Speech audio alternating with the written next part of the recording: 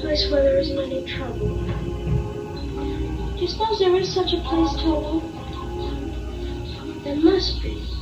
There's Emerald City! Oh, we're almost there!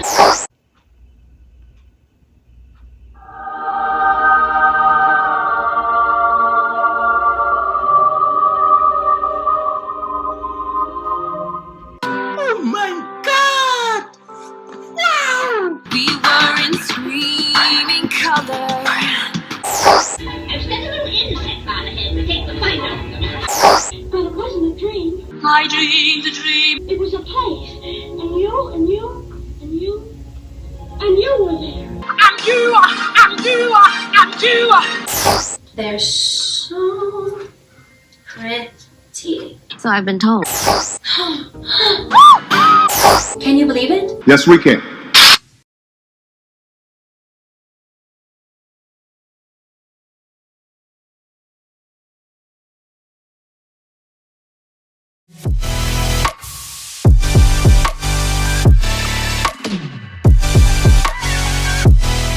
So I've always thought The Wizard of Oz was a strange movie, if I'm being honest. It's beautifully shot and it's a classic, obviously, but I always thought it strange. For instance, how does Dorothy's house not get destroyed in a tornado? One might say it's divine intervention, but in this case, it seems to be magic. And not only is her house not destroyed, it's transported to a different land and then magically lands on the Wicked Witch of the East. That's one thing. And two, how does Glinda magically appears once that has happened? And then how does the lion she meets along the way, how does he have talking abilities? And also, how does Dorothy meet people on her way to the Emerald City that she knows in real life, or like you're the doppelgangers of the people she knows in real life? And then I watched Wicked, and some, not all of these questions were answered. And that's what we're going to explore a little bit in this video. So if you want to see what I thought about the movie right after I got out of the theater, keep on watching.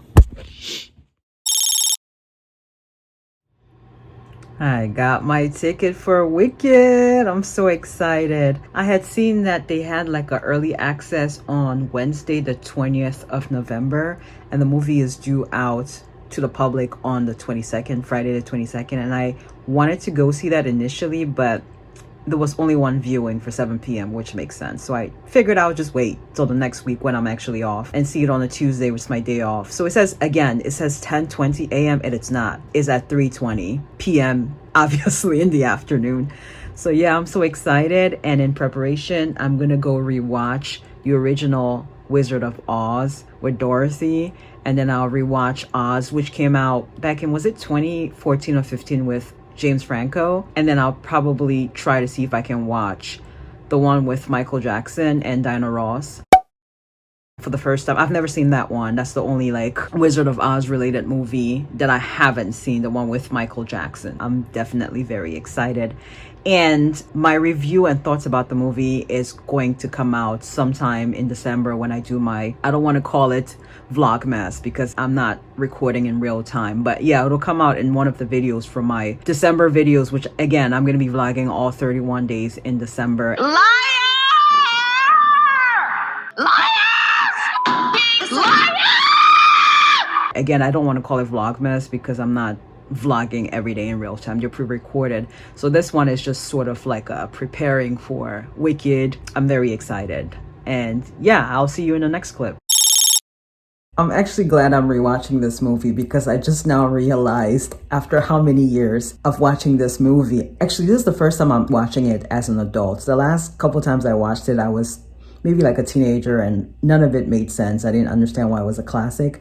But yeah, I'm just now realizing that the three guys who assisted her when she fell into the pig sty where the Scarecrow, the Tin Man, and the lion that she met in Oz, and that Miss Gulch, the one who was trying to take her dog away, is actually the Wicked Witch of the West.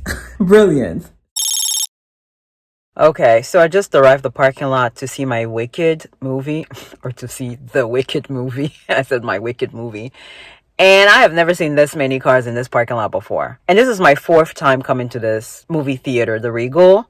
I have literally never seen this many cars. The last time I came to see Smile on a Thursday evening, and I'm like, oh, definitely going to be crowded. It's after school, like kids probably want to see a movie. It's almost the weekend. No. Like I said, it was only like me and this other guy in the movie theater. And then later on, 2 people came in. So it was literally 4 of us in that movie for Smile 2. And now I come here, it's Tuesday. Like the movie is due to start at 3:20. And I'm like, oh, it's Tuesday. It's not likely to be crowded. Yo. So as I pulled in, I was like, what the fuck? This place is crowded. And I'm not going to assume that you're all coming to see Wicked. Clearly, these cars were parked here before I got here. So they're probably seeing something else. But also, like, the Wicked movie has like several run times today, starting at 11 a.m. But I wanted to see the real 3D one. I will see if I can get some clips of the movie. Maybe not likely if it's crowded, but I'll talk to you guys once I'm done with my movie. The movie is due to start at 3:20 and it's 3 o'clock right now. And I'm the first one in here. There's no one in here, but I'm still whispering. Much later. Alright, so just got out of seeing Wicked, and first impression. First of all, I'm glad there's a part 2. I wasn't aware that there was a part 2. I'm glad there is, because this one was kind of slow. It started, with, because there's a lot of world building, I would assume that's why it's slow. So it started off pretty strong. In the middle there, it kind of lost me. I know it's a musical, so it's going to be a lot of singing, but whew, and I'm not too crazy about musicals. I only went to go see it because of Cynthia and Ari. Otherwise, if it was 2 other actors, I probably would have skipped it because I'm not into musicals. But yeah, the singing is phenomenal. Cynthia got some pipes. I remember seeing a movie back in 2018 with her in it. I cannot remember the name of that movie. I'll put it up on the screen here when I do remember. But I remember seeing that movie and thinking, who is this? Like, she got some pipes. And then right after that movie, I saw her in, what is the movie? I saw her in Harriet Tubman, which I did a review on that movie. I did not like the movie, but Cynthia, again, was phenomenal in it. She did the best she could with the material she was given, even though the movie was kind of weak. And I saw her in this other movie called Widow, and that's when I was like, yo, this girl's a star. I don't know why she's not bigger.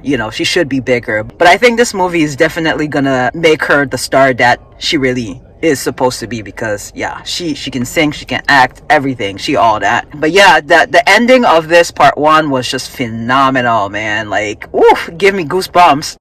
I think the set and costume design was excellent. They should get an Oscar for it. 10 out of 10. But again, like I said, the world building has to happen in order for us to understand how she came to be Wicked, which, I mean, I just feel like it's a tale as old as time. She was bullied because she's green. Her mother had an affair, and the mother was drinking while she was having the affair and then gave birth to her. So maybe that could be why she's green, because whatever she was drinking was in the green bottle. Maybe the liquid was green. I don't know. That could explain why she's green, and then her father hates her because she's green, but doesn't really know that is because she's a product of the mother cheating or having an affair. And she gets bullied a lot for that. So that's how she turns wicked. And then she's not even the villain. If you really look at it, Glinda is the villain in this movie. She's very superficial. She's only worried about being popular, worried about her looks. And quite frankly, I don't really think that she really truly likes Elphaba. I think she just likes Elphaba because of her magic, and she's a favorite of, that professor lady. I don't know what her name is, but yeah, that's really why she became close with Elphaba, because she wants to be in that professor's class, but the professor doesn't really want her in the class. So like, she just thinks by making friends with Elphaba, who is the favorite, she'll somehow gain something out of it, which she eventually does. She gets her way, as we see at the end of this movie. But yeah, I've heard people say it's a story about friendship. I don't really think that she really likes her like that. Glinda, that is. Elphaba just has a heart of gold and is like really seeing her as a friend. And that's unfortunate, because this really happens in real life. I'll wait for the part 2 to rate the whole thing, but like, I wasn't completely blown away. The only thing I was blown away by is the singing, obviously. They definitely have range. Cynthia and Ariana definitely went to a different range with her singing. And yeah, I was blown away by it. But otherwise, I don't know, man. I guess because I'm not into musicals. Also, I couldn't record because I actually didn't want to pull out my phone and interrupt the movie. And also because it's 3D, so you know how it is. If you don't have your glasses on with the 3D, it does this weird thing. So like, recording it will be no point. The other thing about this movie that I think was also kind of cheeky was the whole nod to what you hear liberals saying, like, oh, I don't see color, I don't care about color. but you say a line, I don't see color. Oh, I don't That see color. was that. Ugh. Which is just like the most disingenuous thing to say, because it's like there's nothing wrong with seeing that somebody is black or white or calling them that, but there's a problem with seeing a problem with a person being black or white or whatever color. So there's a little nod to that in there in reference to Elphaba, and the fact that Elphaba always had to go ahead and defend herself before anybody made any comments. I feel like, let me know in the comments if this is true. I feel like people who are tall, they're already ready with an answer before somebody even asks them, like, how is the air up there or something like that. Same thing with Elphaba. She was like, yeah, I'm not seasick. I didn't eat grass as a child, because people are always surprised by the fact that she's green. And she's like, I was born like this. And then also the hive mentality, the fact that everyone in school is hating Elphaba because popular girl Glinda hates her too. And then like there's a switch when Glinda starts liking Elphaba, then everybody too starts being nice to her. It's just very hive mentality. I was gonna say classic high school behavior, but I feel like even in real life it's the same thing. You'll see people who are 30, 40 still behaving like that, and even online you see that all the time. It's like people cannot think for themselves these days. Critical thinking, there's a loss of it for a lot of people, and it's just very scary to see that people can be easily manipulated. I have trouble saying that word. Alright, one more thing, and I'm gonna close out this vlog finally, but things just keep coming to mind. I was flooded with a lot of things in the movies that I wanted to say, but like I couldn't think of them fast enough. Another thing that just occurred to me now is that little dance that she did at the Oz ball before, what's her name, Glinda joined her in it. Is that going to become relevant? I hope it becomes relevant in the second movie. Otherwise, it just feels like a waste. Like, what was that? I felt like it was significant. I hope we see that in the second one.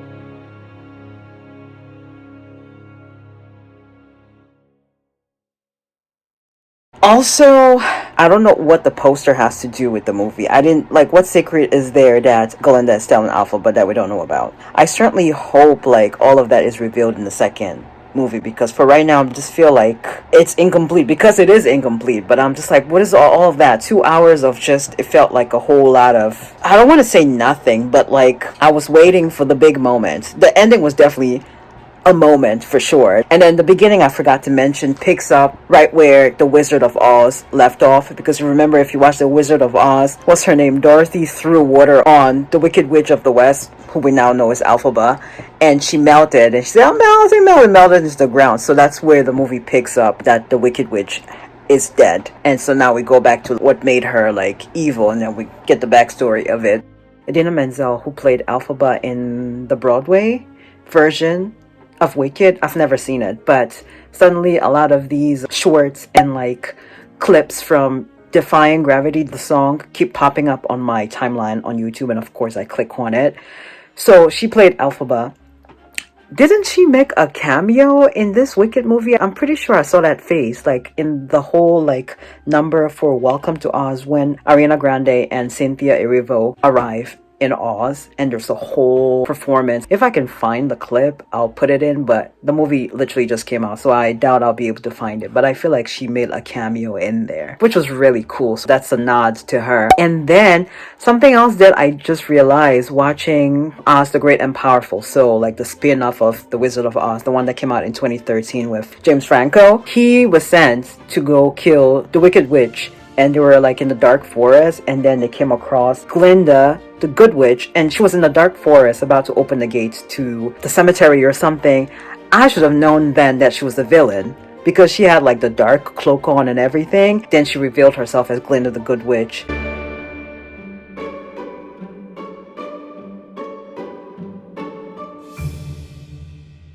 Also, the scene where Cynthia makes everybody sleep in class whenever like all the poppies are like spiraling, it's a nod to The Wizard of Oz, when Dorothy, Lion, Tin Man, and Scarecrow like fell asleep like when they were so close to getting to Oz, and then Glinda had to like make it snow to wake them up from the spell.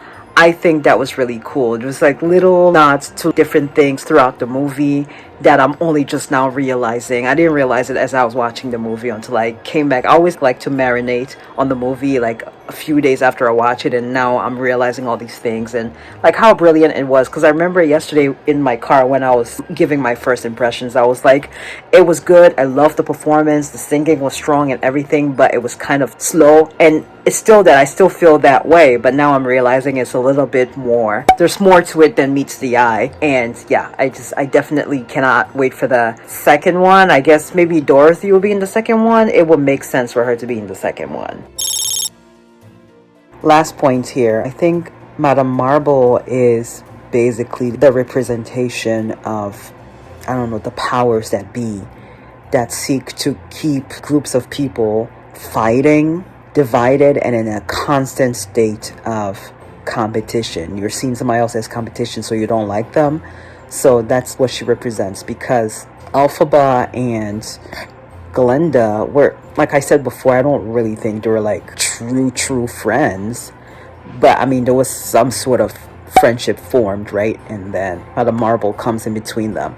Even from the very beginning, she came in between them because she favored Elphaba, because Elphaba had something she wanted, versus Glinda. And then once she found out that Elphaba was not going to like bend the knee and kiss the ring, that's when she turned everybody, including Glinda, against her. So very telling. Also, people were theorizing that maybe she's the one who got Dorothy over to Oz, because when you watch The Wizard of Oz, there was a storm, a tornado, and then the house fell on the Wicked Witch's sister, which will be Nessa Rose. And then Glinda now took those slippers and gave them to Dorothy. So maybe Mother Marble was behind this the whole time. Or it looks to be that way because she controls the weather. Also, I went into this movie not knowing much about the books. I've never read the books. My only point of reference, as you would have seen in the beginning, was rewatching The Wizard of Oz, watching The Great and Powerful Oz, which is not connected to this story. I found out recently.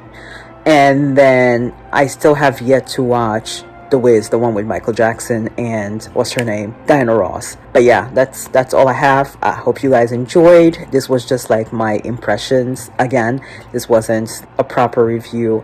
And I'll see you guys in my next video. So stay tuned for that.